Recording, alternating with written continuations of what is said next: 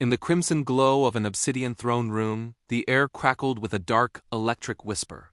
Lord Vexer, the Sith sovereign, nearly a millennium old, presided over his domain. His skin, a scarred gray, and his yellow eyes burned with an insatiable hunger.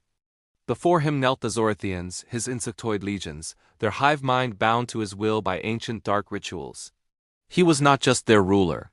He was their god, the maestro of their unstoppable fury. The galaxy bends to our will. Vexer's voice slithered into their minds, a venomous silk.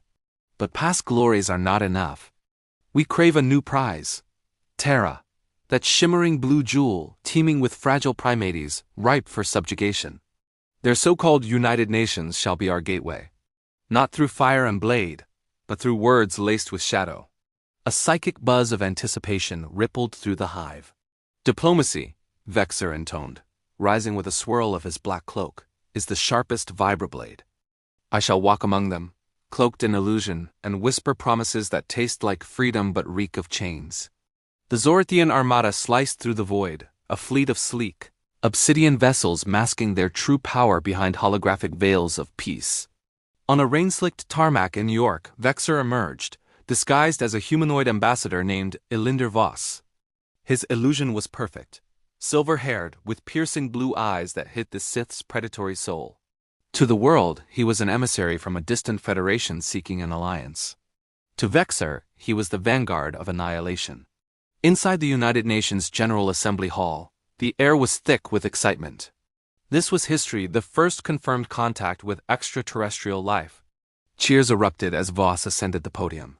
"Fellow stewards of the stars," he began, his voice amplified by subtle force tendrils that wove into the minds of the audience, sowing seeds of trust and awe. "We come from Zorath, bearers of enlightenment. Imagine a world with energy unbound, diseases eradicated, borders dissolved in the embrace of collective strength."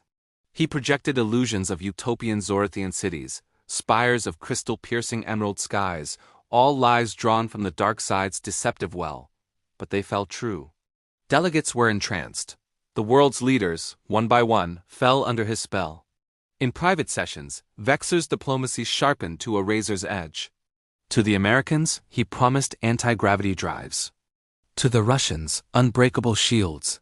To the Africans, technology to reclaim deserts.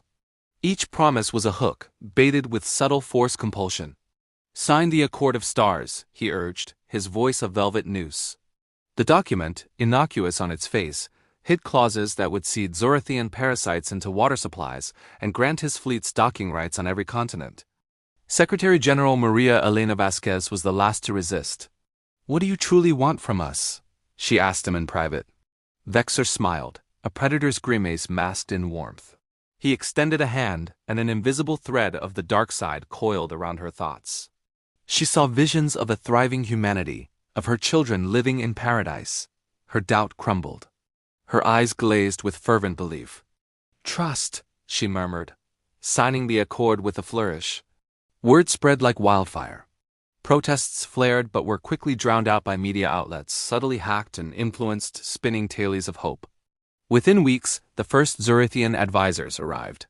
In hidden bunkers, they shed their illusions, their chitinous forms scuttling through sewers to deploy neural webs. These devices, powered by dark side crystals smuggled in diplomatic pouches, latched onto human spines, rewriting loyalties neuron by neuron. World leaders awoke as puppets, their wills completely siphoned to the hive mind. From his penthouse suite atop One World Trade Center, Vexer watched his web tighten. Earth's defenses, satellites, nukes, cybergrids were decommissioned for peace. Their codes handed over in goodwill ceremonies, but a single crack appeared in his perfect plan. A rogue physicist in Geneva, immune to the neural webs due to a rare mutation, uncovered the truth. She broadcast grainy footage of a Zorathian molting in a UN basement, its mandibles dripping venom. The video went viral. Riots ignited, militias formed in the mountains and deserts. Vexer sensed the disturbance, a ripple in the force. "Primitives," he sneered, dispatching hunter squads. But the resistance grew, fueled by whispers of an ancient human myth, a light-side balance to the darkness. On the eve of the grand unveiling, a global ceremony where Zorath would reveal its true form, Vexer stood before a mirror and let his illusion fall away. His true face emerged. Hooded eyes, jagged teeth, a lightsaber hilt at his belt humming with fury. Earth will kneel, he vowed. Not in blood, but in broken wills. As dawn broke, the ceremony began. Vasquez, her eyes vacant, declared the new order. Fleets descended, no longer veiled, their hulls bristling with plasma cannons. Millions of Zorithians swarmed from the hatches, their minds linked in ecstatic conquest. Then, the physicist's signal pierced the jamming a call to arms, invoking forgotten legends of rebellion. Pockets of defiance flared. Guerrillas sabotaged the neural webs. Hackers unleashed viruses on the hive. Vexor laughed, igniting his crimson blade. Let them fight.